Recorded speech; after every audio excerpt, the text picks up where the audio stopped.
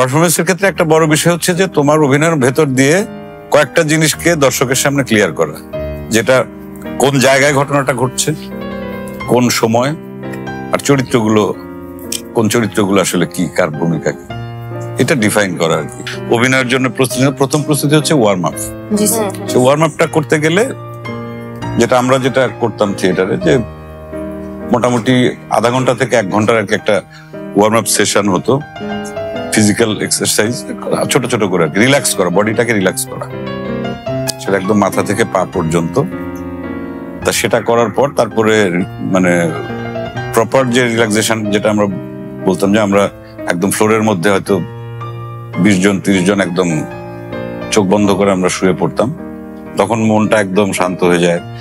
তারপর হয়তো আস্তে আস্তে করে একটা মিউজিকের মাধ্যমে অথবা একটা স্টোরি টেলিং এর মাধ্যমে তোমাকে একটা সময়ে বা একটা স্পেসে নিয়ে যাওয়া।